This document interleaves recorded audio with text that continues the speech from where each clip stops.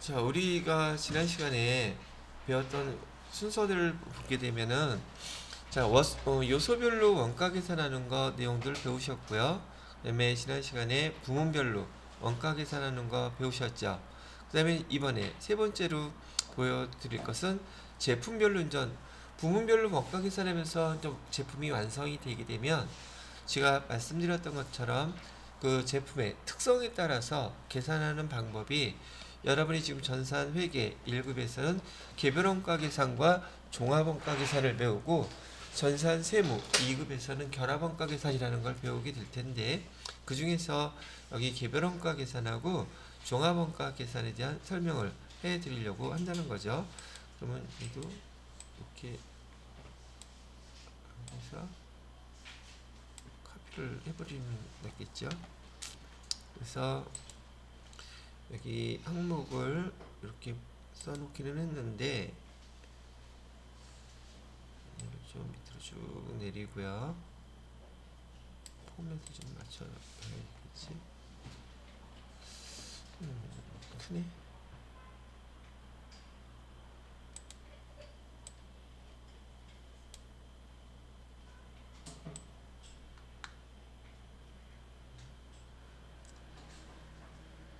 이 정도로 해놓고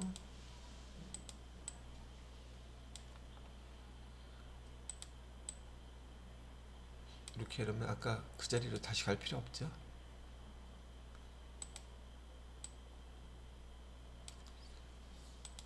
제가 이렇게 하니까 재밌어 보이지 않아요? 자, 그래서 제품별 원가 계산을 할 거예요. 일단 여기 제품별로 원가 계산한다는 거 들어가기에 앞서서 여기 개별 원가 계산과 종합 원가 계산의 특징, 여러분들한테 전산회계 1급에서 원가 계산 문제가 4문제 나온다 그랬었잖아요. 첫 번째는 용어에서 하나가 나오고요. 용어라는 것은 우리 어저께 배웠던 그 원가 계산의 흐름이라든지 원가의 분류라든지 막 그런 거 있잖아요. 그게 한 문제고, 두 번째 문제가 여기 부문별 원가 계산에서 오늘 배웠던 문제예요. 말로 나오는 문제라면 아주 띵호하죠. 계산 문제는 네 문제 중에서 저기 한 문제밖에 안 나와요.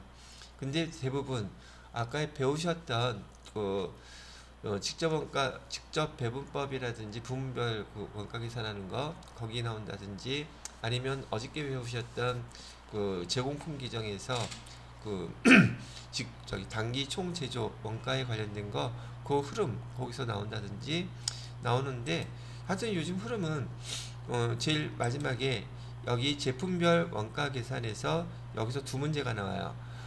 왜냐하면 제품별 원가 계산에서는 원가 계산의 마지막 단계이기도 하고 개별 원가 계산의 특징이 뭔지, 종합 원가 계산의 특징이 뭔지, 우리 집 주변에 있는 제조업에서 원가 계산이 어떤 식으로 이루어지는지 전반적인 걸 물어보기 위해서 개별 원가 계산과 종합 원가 계산을 비교해서 여기 특징적인 용어가 개별 원가 계산을 설명하는 것인지 종합 원가 계산을 설명하는 것인지 물어보는 문제가 10중 8구 나온단 말이죠. 그래서 제가 먼저 여기 개별 원가 계산 따로 종합 원가 계산 따로 설명하기 전에 두 개를 비교하는 걸 먼저 설명해 드리는 거예요. 그래서 개별 원가 계산은요, 말 그대로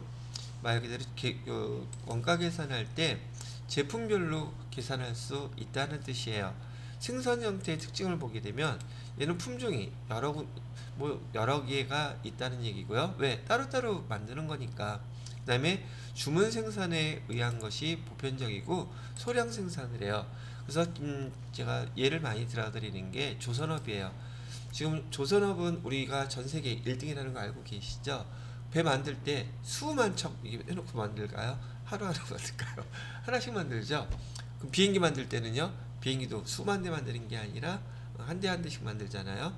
이런 것처럼 여기 개별원가 계산의 특징은 품종은 여러 가지예요. 제가 예전에 그 거제도 한번 가보니까 거기에 그 컨테이너 선 만드는 것도 있고 LNG 선 만드는 것도 있고 군함도 있더라고요. 하여튼 거기 조선소에서 만들어지는 배 종류는 다양해요. 여러 가지가 만들어지는데 대부분 만들어 놓고 파는 걸까요? 아니면 이렇게 만들어 주세요 라고 해야 될까요? 주문 생산이에요. 그래서 소량 많지가 않다는 얘기죠. 그럼 개별 원가 계산이 어떤 건지 알겠죠? 그 얘는 개별 원가 계산이라는 용어도 쓰지만 제품별로도 원가 계산을 하고 있기 때문에 개별 원가 계산 특징적인 용어 중에 하나가 제품별로 원가 계산한다는 용어예요. 그래서 제품별로 원가 계산을 한다. 거기에 반해서 업종을 보게 되면 조선업, 건설업도 건물이 다 똑같지는 않죠. 그다음에 항공업, 비행기가 다 똑같지 않다는 거 참고로 알아두시면 되겠고요. 거기 비교해서 여기 종합원가 계산은 동종 똑같은 걸로 연속 대량 생산하는 것들을 말해요. 우리 주변에 있는 제조업들이 대부분 여기에 해당된다고 보시면 되겠고요. 대표적인 게 정유업, 제당업, 제지업. 제당업이라는 건 설탕 만드는 거예요. 설탕 만들 때 연속으로 만들어야 되겠죠. 그래서 대부분 여기 종합원가 계산에서는요, 여러분이 지금 제조업을 떠올리게 되면 컨베이어 벨트 있잖아요. 컨베이어 벨트에서 자동화 시스템으로 착착착착 만들어지는 거 있죠. 그게 대부분 여기에 속해요. 그러니까 종류가 여러 가지일 수가 없겠죠. 그 다음에 연속적으로 생산이 돼요. 자, 봐요. 배를 만들 때는 배 만드는 장소에 사람이 가야 되지만 종합원가 계산하는 이 연속 대량 생산되는 이 시스템은 컨베이어 벨트라는 그게 딱 세팅이 돼 있어요. 그리고 작업하는 방식이 매번 똑같을 수밖에 없다는 얘기죠.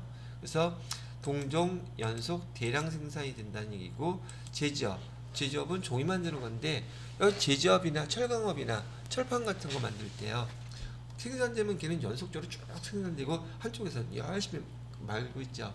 그걸 어떻게 원가 계산을 해? 거기 잘라갖고 원가 계산해요? 그게 못한단 말이에요. 그래서 종합 원가 계산을 한다는 얘기를 하는 거랍니다. 그래서 제가 여기 지금 빨간색으로 표시해 놓은 것은 개별 원가 계산의 특징과 종합 원가 계산의 특징을 구분하라고 설명을 해드린 거고요.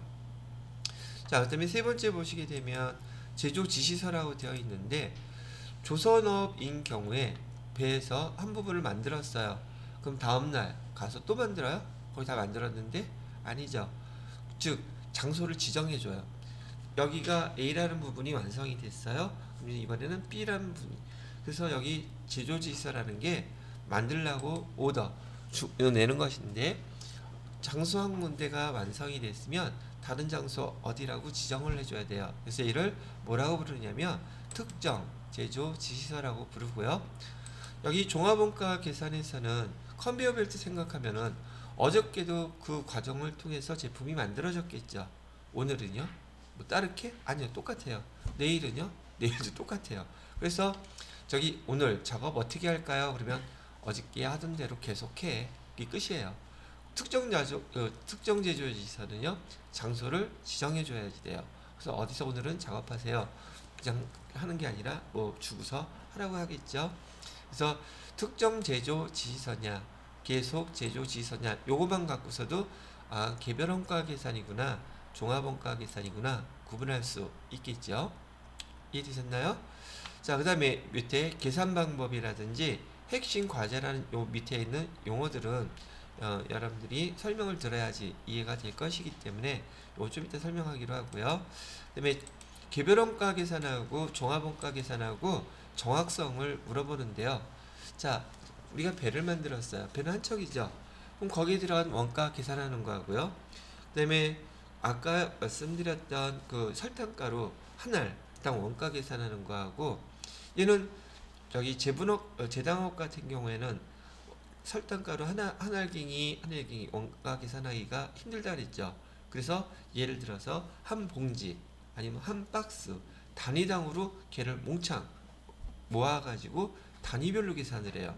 그러다 보니까 그 설탕 알갱이 한 알 그걸 갖다 계산할 수 없으니까 결과론적으로는 전체 평균으로 내는 원가 방식이란 얘기예요. 왜? 하나당 계산하기가 힘드니까. 그러면 원가 계산의 정확도는 평균을 내는 게 정확한가요? 실제 하나하나 따져서 원가 계산하는 게 정확한가요? 하나하나 따지는 게 정확하겠죠? 그래서 개별 원가 계산이 원가의 정확성은 더 높아요. 그리고 상대적으로 종합 원가 계산은 평균의 개념이에요. 왜? 하나하나 따로따로 계산할 수가 없으니까. 그래서 원가의 정확성이 뭐에 비해서는 개별원가에 비해서는 종합원가 계산이 좀 원가의 정확도가 떨어진다. 계산하기가 편하면 저기 돈 들어가는 비용이 적죠. 계산하는 게 정확하면 그만큼 비용 들어가는 게 더 많겠죠. 그래서 개별원가 계산이 비용 측면에서는 더 많이 발생하고 종합원가 계산은 상대적으로 그 원가의 비용이 더 적다고 얘기해 드리는 거예요. 자, 그렇다면은 찬스 팔찌 쓰시면 넘어가도 되나? 근데 찬스 팔찌가 뭐야? 아이들은 기회만 있다면 변화할 수 있습니다. 저기 여러분들은 여기 다 오셨잖아요. 여러분은 다 아이들이에요. 왜? 머릿속은 이 지식에 대해서 아이들일 테니까. 그러니까 내일을 변화시킬 수 있는 기회가 있다는 뜻이기도 하고. 여러분 그거 바라보고 여기 온 거 아니에요?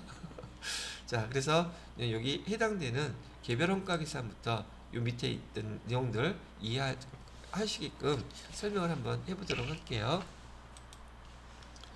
자, 일단 개별원가 계산을 설명합니다.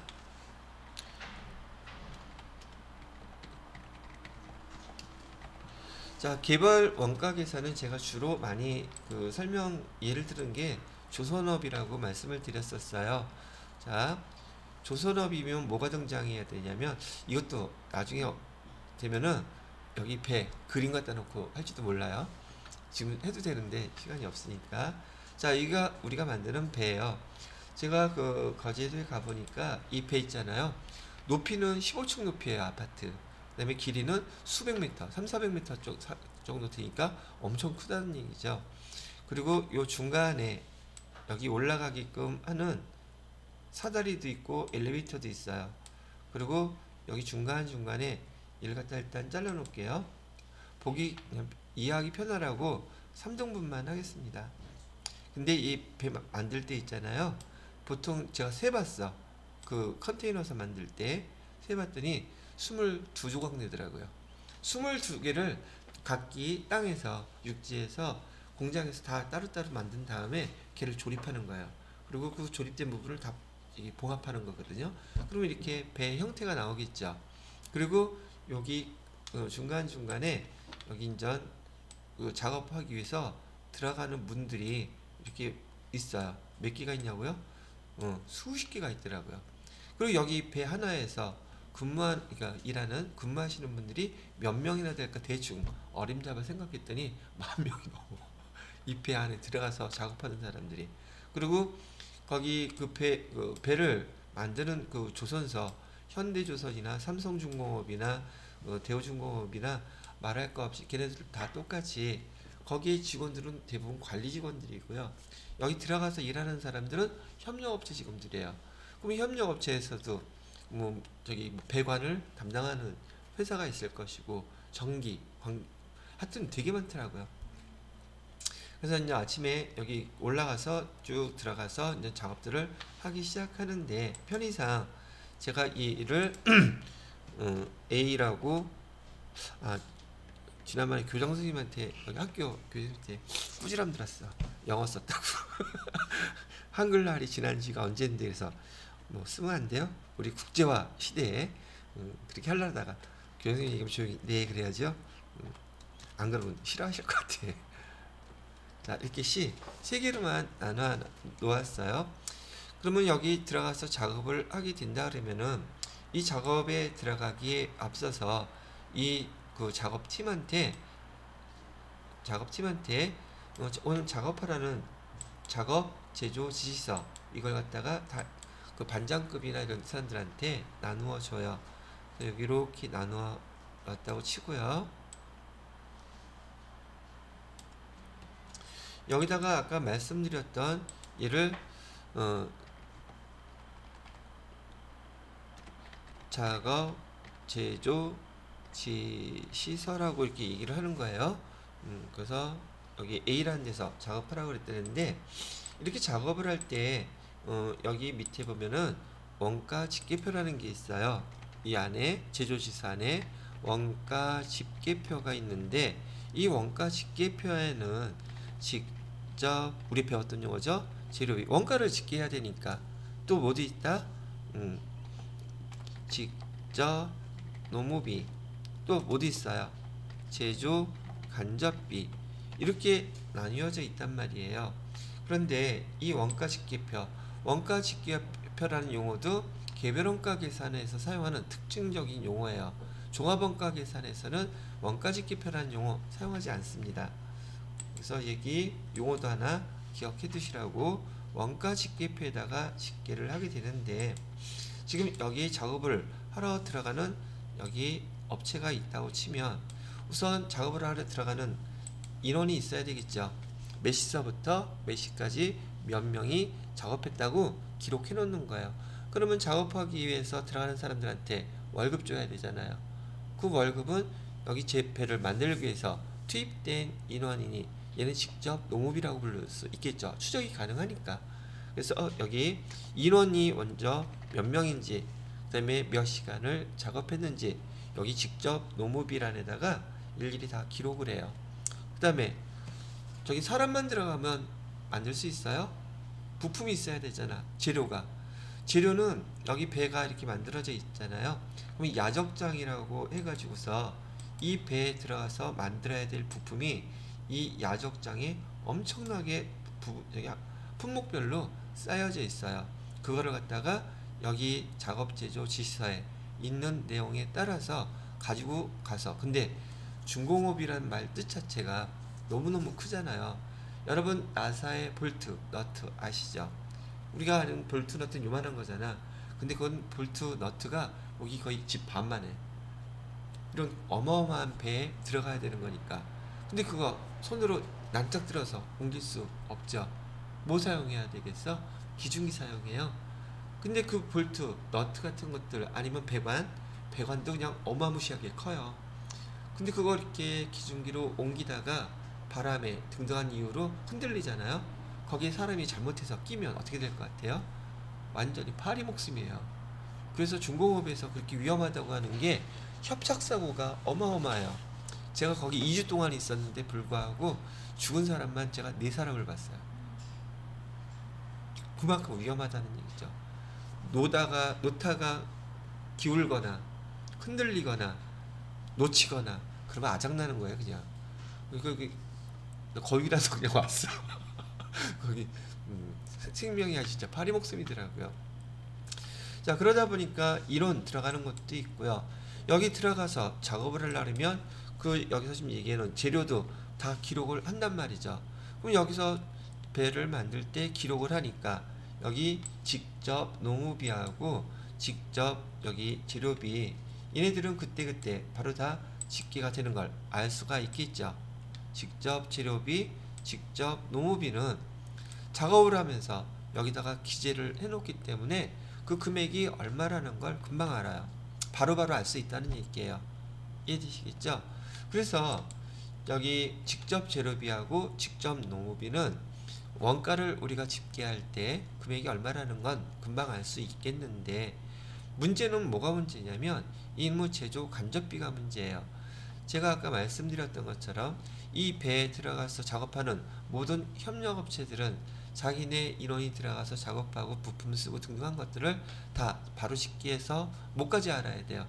제조 간접비까지 알아야 되는데 얘는 작업한 A 공구별로 B 공구별로 C 공구별로 직접 재료비, 직접 노무비는 바로바로 다 알 수 있어요. 근데 원가 집계하기 위해서 마지막 게 뭐가 필요해요? 제조 간접비가 필요하잖아요. 근데 이놈의 제조 간접비는요. 이 제조 간접비는 여기서만 나오는 게 아니라 A, B, C 여기 전체를 총괄해서 일정한 기간 동안에 작업한 금액이 집계된 게 바로 제조 간접비예요. 그러다 보니까 여기 제조 간접비는 지금 본사 차원에서 이 제조 간접비 실제로 발생했던 금액을 거꾸로 어디에다가 각각의 여기 작업자 업체들한테 이렇게 몰두해 줘야 되겠어요.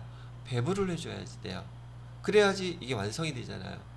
그러니 이 결과에 따라서 이 협력업체들의 그 돈이 결정이 될 텐데 이 제조간접비를 갖다 너 미워서 많이 배부하고 적게 배부하고 하면 쌈박질 나겠어요? 안 나겠어요? 탕이 난단 말이에요. 그래서 여기 개별원가 계산에서 제일 중요한 항목이 바로 뭐가 제일 중요하다 얘기하는 거예요. 제조간접비 배부하는 게 얘가 제일 중요해요. 그래서 아까 우리 배울 때 배부할 때는 얘를 핵심 과제라고 불러요. 뭐해서 개별원가 계산할 때 제조간접비 배부가 핵심 과제예요. 그래야지 쌈박질들 안 날 테니까. 그렇겠죠. 그래서 우선 제조간접비가 개별원가 계산에선 배부하는 게 가장 중요하다라는 거 얘기해 드리는 거고요. 그 다음에 또 한 가지는 지금 여기 개별원가 계산에서 원가를 집계할 때 지금 여기 밑에 써놓은 것처럼 우리 원가를 종합원가 계산이건 개별원가 계산이건 우리가 원가 집계하는 내용은 앞에서 배웠던 내용 똑같아요. 세 가지를 다 집계하면 원가가 다 집계가 되는 거예요. 직접 재료비, 또 직접 노무비, 또 제조 간접비, 이 세 가지를 집계하면 원가가 집계가 되는데 여기 개별원가 계산의 특징 중에서 원가를 집계할 때 얘는 어떻게 구분하느냐면 이 세 가지인 건 알겠는데 용어를 구분했을 때 얘를 갖다가 뭐라고 부르냐면 직접비라고만 불러요. 직접비와 제조간접비 있죠? 제조간접비, 여기 간접비의 구분이 필요하다는 용어가 나온단 말이죠. 그래서 다른 말로 개별원가 계산은 이 세 가지 원가를 갖다가 두 가지로 줄여서 불러요. 직접비와 간접비로 계산합니다. 그러면 얘는 개별원가 계산의 특징인가요? 종합원가 계산의 특징인가요? 라고 물어본다면 얘는 개별원가 계산의 특징이에요. 개별원가 계산은 직접비와 간접비를 구분해서 여기 원가 계산을 한다는 얘기죠. 이해가 되셨어요? 그 용어에 대한 특징이에요. 자, 그래서 이렇게 직접비, 간접비로 구분하는 거에 반해서 얘는 나중에 설명할 것이긴 한데 비교하시라고 요 옆에다가 여기 종합원가 계산은요. 종합원가 계산은 직접 재료비하고요. 그 다음에 얘를 직접 노무비, 제조 간접비 세 가지를 갖다가 집계할 때요. 세 가지를 집계할 때 얘는 이렇게 나눠요. 직접 재료비하고 가공비로 두 개로 나눠요. 뭐로 나눈다고요? 직접 재료비하고 가공비로 나누어서 원가를 계산해요. 이건 차후에 설명해 드릴게요. 자, 세 가지가 공통으로 들어가는 건 똑같은데 부르는 명칭이 다르죠. 그래서 직접 재료비, 가공비가 나오면 얘는 종합원가 계산의 특징이고요. 그 다음에 직접비와 간접비로 계산한다 그러면 얘는 개별원가 계산의 특징이 되는 거예요. 아시겠죠? 자, 이렇게 해서 지금 개별원가 계산과 종합원가 계산한 거 설명을 해드렸고요. 그 다음에 계산하는 금액을 방식을 설명해 드려보면 여기 작업제조 지시서에서 직접 노무비 얘는 작업할 때마다 바로바로 집계하니까 금액 알 수 있다 그랬었죠. 그래서 직접 재료비 1,000원이 들어갔어요. 직접 노무비 2,000원 들어갔어요. 제조간접비 배부했는데 얘 500원 들어갔대요. 그러면 얘는 지금 이 작업이 A공구에서 일어났는데 작업이 한 번에 끝나는 게 아닌지라 얘를 A-1이라고 쳤다고 쳐요. 그 다음에 여기는 두 번째 작업은 A-2에서 이제 계속 작업이 될 것인데 여기 지금 작업이 A-1에서 완성됐으면 얘 완성된 것을 개별원가 계산에서는 우리 제품 완성되면 용어 뭐라고 썼었어요? 단기 제품 제조원가라 그랬죠? 줄여서 제조원가라고 써요. 제조원가는 계산하기가 어려울까 쉬울까? 아니 요 작업표 완성됐으면 완성된 금액 얘는 지금 얼마예요? 3,500원이죠. 제조원가는 그럼 얼마예요? 3,500원. 완성된 제조 지시서만 있으면 얘가 바로 제조원가예요. 근데 이런 경우도 있겠죠. 지금 여기 A-2에서는 여기 지금 발생한 게 500원이에요. 그 다음에 직접 농업이 여기 700원 들어갔어요. 그 다음에 여기 들어간 거는 300원 들어갔어요. 근데 작업이 아직 다 완성이 되지 않았어요. 얘는 작업이 완성됐을 땐 제조원가지만 얘가 아직 미완성이라고 얘기한다면 작업이 계속 진행되고 있다는 뜻이에요. 미완성이라고 한다면 얘를 우리는 미완성된 거를 아직 다 안 만들어졌다면서요. 얘를 갖다가 기말 제공품이라고 불러요. 기말 제공품은 아직 완성되지 않은 거 얼마인가요? 물어보면 1,500원이요. 이렇게 대답하면 돼요.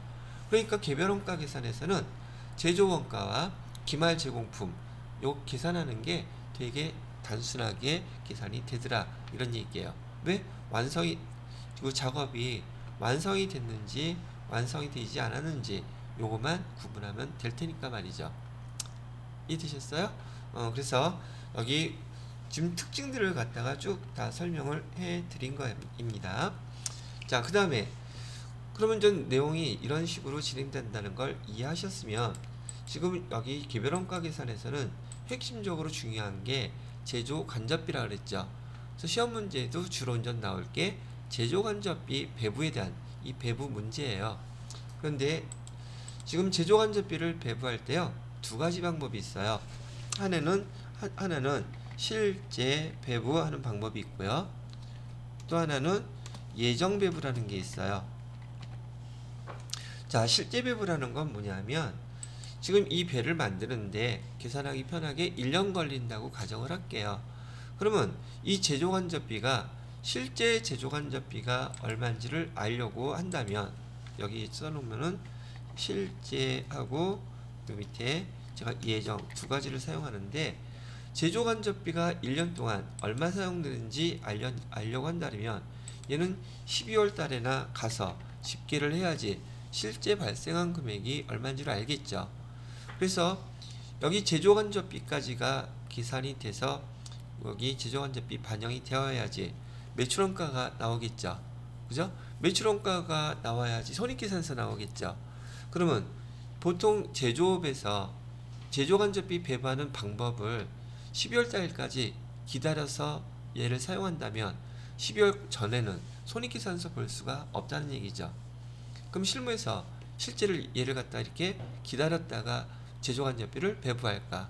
아니면 이런 장사한지 뭐 하루 이틀 아니고 제조간접비만 얼마인지 예측할 수 있다면 걔만 배부하면 1월달, 2월달, 3월달 실제는 아니지만 여기 예상한 금액을 여기 제조간접비에 배부해서 원가를 집계해서 손익계산서를 뽑아 보려고 할까? 실제로는 예정을 많이 사용해요. 제조업에서는. 그래서 제조간접비를 갖다가 얘는 예상을 해가지고서 1월 연초에요. 연초에 예상을 해요. 예정이라고 했죠. 예상을 해서 제조간접비 예상한 금액을 매달 반영만 하게 되면 직접 재료비, 직접 노무비, 제조간접비까지 바로 완성이 돼버리죠. 그리고 12월 달에 가서는 예정을 주로 사용하다가 12월 달에 가서는 예상했던 금액과 1년 동안 실제로 발생한 금액하고 비교를 하는 거예요. 우리 손익계산서 재무제표에는 실제 발생한 금액이 반영이 되어야 되겠어요? 예상한 금액이 반영되어야 되겠어요? 실제로 발생한 거 반영되어야 되죠? 자, 봐요. 실제로 발생한 건 1,000원, 예상한 건 1,200원. 손익계산서에 1,000원 들어가야 돼요? 1,200원 들어가야 돼요? 1,000원 들어가야 되죠? 그래서 12월 달에 그 두 개를 비교해서요, 결산하기 전에 차액만 딱 조정해줘요. 그러면 매 월별로 손익계산서 계속 다 볼 수 있고 연말에 갔을 때는 그 차액만 조정해 주게 되면 손익계산서에 재무제표에 들어가는 숫자도 정확하게 맞는 거겠죠. 그래서 여기 실제 배부하는 방법, 그 다음에 예정 배부하는 방법, 어떻게 배부하는지 요거 항목들을 제가 설명을 해 드리려고 한다는 것이죠. 자, 일단 공식에 관련된 거니까 이론적으로 내용부터 한번 설명을 해 드려 볼게요. 자, 이렇게 실제 배부한다는 것은 어차피 금액이 되어야지 돼요. 금액이 돼야 되기 때문에 실제 배부할 때 두 가지를 여러분이 계산을 하셔야 됩니다. 첫 번째는 실제 배부율이라는 걸 계산해야 되는데 이 배부율이라는 것은 제조 간접비 지금 얼마가 발생했는지 그 금액을 알아야 한다는 얘기예요. 실제로는 다 알려줄 거고요. 그리고 얘를 나누기 배부 기준이라는 걸로 나누어 주는 거죠. 무슨 말인지 모르겠죠? 좀 기다리시면 설명해 드릴게요. 그 다음에 두 번째로는 배부액이라는 걸 구해야 하시대요. 배부액은요, 여기 배부율을 갖다가 에다가 곱하기 여기 실제 배부 기준 이걸로 곱해주게 되면 배부액이 나온답니다. 자, 그러면 예를 들어 드릴게요. 배부율과 배부액의 뜻이라는 것은 지금 제가 알바하는 걸 예를 한번 들어볼게요. 알바가 알바한테 주는 시간이 1시간당 10,000원 주기로 했어요. 그죠? 자, 근데 지금 이 한 달, 예를 들어서 한 달 동안에 알바 한 명한테 지급된 돈이 12만 원이었다고 가정을 해요. 그럼 알바한테 지금 얼마 줬어요? 라고 물어보면 12만 원 줬어요. 이렇게 대답하겠죠. 그걸 제조간접비라고 한번 가정을 해보자는 얘기죠. 제조간접비 알바한테 준 돈은 총 얼마가 발생한 거예요? 12만 원 실제로 줬어요. 자, 근데 12만 원을 줬는데 이 배부 기준이라는 것은 지난번에 제가 말씀드렸던 조업도 있죠. 배부하는 기준이 생산량을 기준으로 배부할 수도 있고 작업 시간으로 기준으로 배부할 수도 있고 그 다음에 기계 시간으로도 배부할 수 있어요. 근데 알바는 지금 생산량이 아니겠죠. 이런 일한 시간일 테니까 이거를 갖다가 우리는 직접 노무 시간이라는 용어로도 쓰고 작업 시간이라는 용어도 써요. 자, 그러면 배부 기준을 이렇게 작업 시간이라고 가정을 하고요. 일한 시간 몇 시간을 일했느냐 하면 총 12시간을 일했대요. 그러면 12시간 일하는 동안에 12만 원이란 돈이 나갔다면 1시간당 얼마 준 꼴이 되겠죠? 어우, 예. 그럼 이 10,000원이 지금 바로 배부율이 되는 거예요. 배부율, 그래서 퍼센티지로 나올 수도 있지만은 배부율은 중요한 건 지금 여기서 1시간당 얼마예요? 그 물어보는 거예요. 그럼 배부율은 이런 식으로 계산하는 거구나. 알게 되셨나요? 자, 이번에는 배부액을 계산할 건데 배부액은 파란색으로 해볼게요. 배부액은 지금 여기 배부율 1시간당 얼마? 지금 해놨죠? 계산해놨잖아. 됐어요? 그럼 여기 배부율은 여기 써놓을게요. 얘 그대로 갖다 쓰는 거예요. 이렇게. 그죠? 그러면 배부율은 1시간당 얼마? 여기 10,000원 그대로 갖다 쓰는 거고, 그 다음에 실제로 그 배부 기준 작업한 시간은 몇 시간이라 그랬어요? 12시간이라 그랬죠? 12시간 하게 되면 배부액은 얼마가 계산됩니까? 12만원? 그럼 얘는 여기 거하고 다 똑같은 말이죠. 왜? 실제로 발생한 걸 갖다가 엎어치기 매치기로 했기 때문에 엎어치나 매치나 똑같이 나와요. 근데 지금 여기서 알려드리고 싶은 것은 이렇게 실제 배부라는 것은 배부율도 실제로 발생한 배부율이고요. 그 다음에 제조간접비도 실제로 발생한 금액이고요. 배부 기준도 실제로 발생한 거예요. 밑에 배부액도 실제 배부액이고요. 배부율은 실제 배부율이고, 그 다음에 여기도 실제 배부 기준 이렇게 쓴다는 얘기죠. 실제로 발생한 거니까. 근데 이렇게 계산을 하려면 연말까지 기다려야 돼요. 그죠? 근데 실제로 해서 이 방법을 사용한다? 안 한다?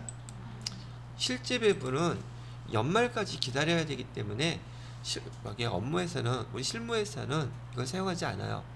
근데 그렇게 작업하는 거 한두 번 해본 거 아니니까 우리 실무에서는 이렇게 써요. 여기 예정 배부도 계산을 해야 되는 것은 똑같이 배부율 계산해야지 돼요. 배부율을 계산하는데 배부율 중에서 예정 배부는요, 여기 지금 이 제조간접비 1년 동안 얼마가 발생할까를 예상하는 거예요. 그래서 여기 똑같이 제조 간접비가 얼마 발생할지 예상을 한다고 얘기를 했고요. 그 다음에 얘는 배부 기준으로 나눠주는 것도 똑같아요. 배부 기준. 왜? 지금 얘는 1년 동안 발생할 것 중에서 1시간당 얼마로 계산할까? 이걸 갖다가 지금 예상하는 거기 때문에 그렇다는 얘기예요. 자, 배부 기준 예를 해줘야 되고요. 두 번째, 배부액을 계산해야 되거든요. 배부액을 계산할 때에는 여기 배부액 똑같이 갖다 쓰는 거예요. 계산했으니까. 배부율 거기다 곱하기 실제 배부 기준을 갖다가 쓴다는 얘기예요. 그럼 얘는 무슨 말이냐면 예정 배부는 1년 동안 사용해야 될 기준이기 때문에 얘는 연초에 계산을 해요. 연말이 아니라. 그래야지 1년 사용할 수 있을 테니까 연초에 계산을 할 것이고요. 여기에 나와 있는 배부율이라는 거 있죠. 배부율, 제조간접비, 배부기준, 얘는 예상이겠어요? 실제 발생한 거겠어요? 다 예상들이에요. 그래서 한번 예상을 해볼게요. 자, 우리 지금 알바를 써야 되는데 1년 동안 알바 쓸 때 지금 금액이 한 14,000원 정도, 제조간접비라고 얘기했지만 여기 14,000원 정도가 나올 거라고 예상을 하는 거예요. 아니 14만원 이렇게 예상을 했어요. 됐나요? 자, 그리고 배부 기준은 14만원을 쓰려고 하면 보통 얘는 몇 시간을 일을 해야 될까 라고 생각해 봤더니 여기 10시간을 일을 할 거라고 예상을 하는 거죠. 그러면 예상했을 때 예정 배부율은 얼마가 돼요? 14,000원 되겠죠. 그래서 여기가 14,000원. 지금 얘는 실제예요? 예상이에요? 그래서 지금 연초에 제조간접비를 얼마가 발생할지 예상을 한 거예요. 지금 얘도 공식이기 때문에 차후에 시험 문제 이제 여기 내용들 풀게 되면 얘가 가장 근간이고 얘를 외우고 있지 못하면 문제를 못 풀어요. 근데 일단 설명을 해드려 볼게요. 그러면 배부율은 계산이 됐죠? 여기에서 요 배부율 똑같이 갖다가 사용한다 그랬어요. 이렇게. 이번에 이제 뭐 계산해야 돼요? 배부액을 계산해야 되죠? 그럼 배부액을 계산할 때 지금 1시간당 얼마 하기로 했어요? 여기 14,000원 하기로 했죠? 근데 실제로 작업한 배부 기준 시간을 보니까 몇 시간을 일했냐면 11시간을 일했다고 가정을 할게요. 그러면 배부액은 얼마가 계산이 됩니까? 얼마 계산돼요? 15만 15만 4천원 이렇게 계산됐죠? 그죠? 그리고 만약에 지금 이거는 1년 기준이라고 해서 비교하려고 1년을 다 했지만 알바가 만약에 배부율은 예정 배부율은 정해져 있어요. 1시간당 지금 14,000원. 근데 알바가 2명이야. 근데 2명이서 2시간씩 일했어. 그러면 몇 시간이란 거예요? 4시간이란 거죠. 그게 실제 배부 기준이에요. 실제로 발생한 알바의 그 근로시간. 그러면 몇 시간 근무했는지만 알면, 실제 배부 기준만 알면 여기 배부액은 얼마인지 바로바로 계산이 되죠. 그죠? 왜? 근데 얘가 예상한 금액이에요? 실제 금액이에요? 예상한 거죠. 자, 공식 하나 비교해 드릴게요. 시험 문제에서 오죽하면 실제 배부와 여기 예정 배부에 대한 여기 공식이 제대로 맞는지 틀리는지 그것도 시험 문제로 낸단 말이죠. 봐요. 실제 배부는 배부율, 배부액 여기 들어간 거 다 실제였죠. 그죠? 예정 배부율은요. 예정 배부율은 배부율, 제조간접비, 배부기준 이 다 예정이에요. 또 예정이라고 했는데 예정이나 예산이나 그다음에 예상 다 똑같은 말이에요. 예상했다는 말이. 근데 뭐만 실제예요? 실제 배부 기준 얘가 실제죠. 실제 있을 때는 얘는 전체가 다 실제였지만 예정 배부에서는 다 예정 배부인데 뭐만 실제로 발생하는 거예요? 예, 실제 배부 기준. 이해가 되세요? 왜? 얘는 알바가 몇 시간 일했는지 실제로 발생한 시간을 곱하면 1시간당 14,000원이라고 예상을 해놨잖아요. 곱하기만 하면 되는 거야. 그러니까 배부 기준은 실제고 여기 배부율은 예정이 되는 거죠. 됐어요? 뭐 다시 해요? 아니 그러면 실제 배부 기준이 저렇게 실제로 들어가려면 이거 완료가 됐을 때 그렇죠. 자, 이건 어떤 걸 예상하는 거냐면 이런 거예요. 지금 1년을 기준으로 봤을 때 1년을 갖다가 전체를 계산한 그 금액이 여기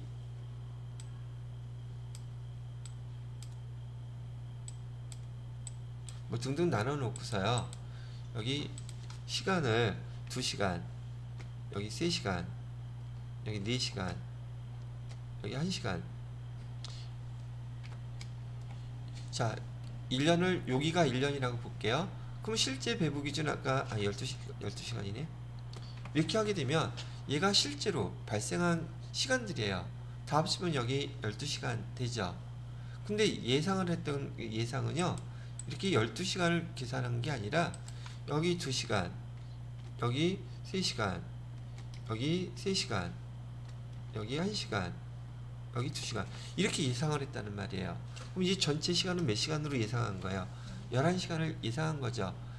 실제 배분은 실제 발생한 거에 대해서 계산하니까 수월하겠지만 지금 우리가 필요한 것은 매달 업무를 여기 작업을 할 때마다 지금 제조간접비가 얼마인지를 알고 싶은 거예요. 그래서 예를 들어서 여기 1월달에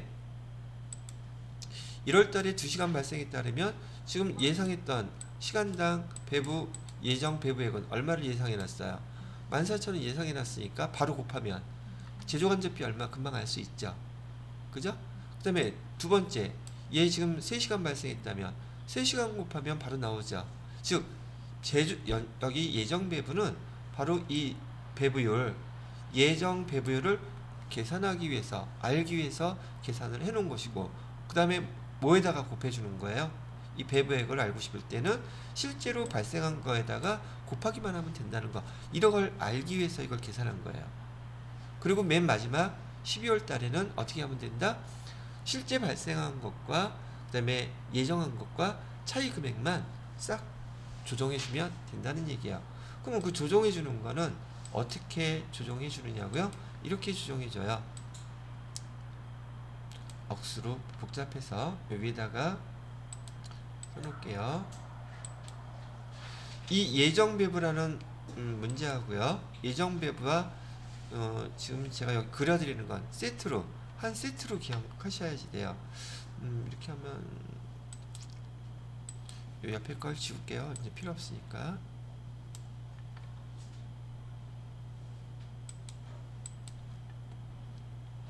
예정 배부와 세트인 거 예.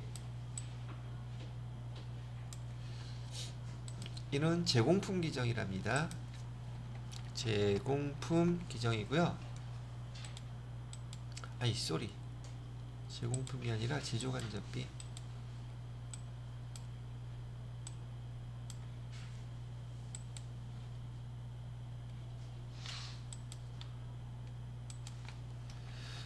제조간접비가 있는데 제조간접비에서 차변에다가는 실제 발생을 씁니다. 제조간접비가 실제 발생한 거 여기 대변에다가는 예정 배부액을 씁니다. 예정 배부액 얘는 지금 요거 얘기하는 거예요. 자 그래서 아까 우리 두 개 비교했을 때요. 여기 제조간접비 실제 발생한 금액 얼마라 그랬어요? 14만원이라 그랬었죠. 아까 이거 계산 잘못했네. 여기 위에 거죠. 12만원. 다시 봐요.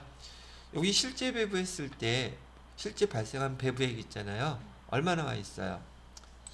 12만원 나와 있죠. 이렇게 제조간접비 실제 발생액이 얼마라고 알려줘요. 문제에서 12만 원 이렇게 쓰시고 예정 배부액은 얼마 계산이 나왔어요? 15만 4천 원 나왔죠? 그럼 얼마가 차이 나요? 차이 나는 거 얼마 나요? 3만 4천 원 차이가 나죠? 여기서 이제 여러분이 시험 문제로 이제 접하게 되실 것이 과대배부냐, 과소배부냐를 물어봐요. 과소배부. 자, 그러면 지금 이 과대배부, 과소배부의 기준은 우리가 예상한 거 기준이에요.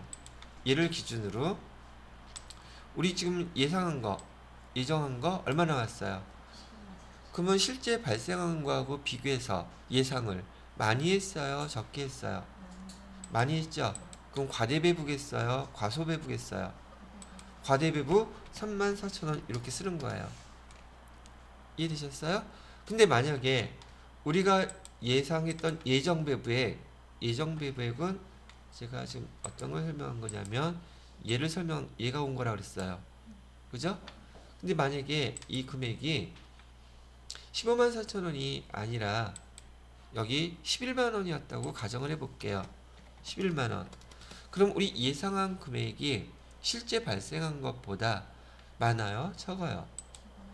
적죠? 그럼 걔는 과소배부예요. 얼마를 과소배부한 거예요? 10,000원 과소배부한 거죠? 이렇게 세트 문제로 기억을 꼭 해놓으셔야지 돼요. 되셨죠? 자, 근데 우리 어저께 그저께 여기 수업을 하시면서 제가 공식 아닌 공식같이 써놓은 거 문제 풀 때 그거 없으면 있으니까 되게 편하게 잘 풀렸죠. 얘도 마찬가지로 똑같아요. 반드시 얘를 외워놓고 그 다음에 문제를 푸셔야지 문제가 쉽게 풀릴 거란 얘기예요. 그런데 오늘 하란 말은 안 할게요. 오늘 할 거 있잖아요. 아까 우리 부문별 원가 계산 했었죠. 자, 지금 이렇게 설명해 드린 내용 내일 수업 시간에 다시 복습하면서 이제 실제로 문제 푸는 걸 가르쳐 드리고 문제를 풀어보면 쉬워져요.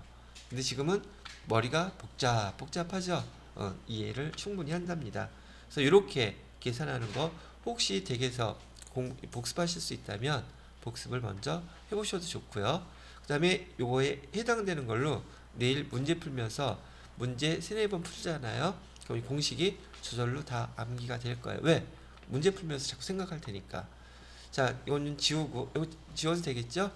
제가 내일 설명할 거는요, 지금 아무것도 쓰지 않은 상태에서 제가 여기다가 문제를 하나하나 다 내용을 설명했지만, 내일 연습할 문제는 여기에 공식 또 똑같이 나와 있죠. 이거예요. 지금 제가 설명해 드렸던 게 요거 가지고서 내일 하나씩 설명해 드리고, 여기 예제 관련된 것들도 직접 이렇게 나와 있어요. 제가 요것도 같이 문제 같이 풀어보도록 하겠습니다. 되셨죠? 자, 여기까지 하고요. 여기 원가 계산, 여기 뭐죠? 개별 원가 계산에 대한 것은 여기 중간에 나가다 끝이게 됐네요. 나눠야겠다. 자, 여기까지 하겠습니다.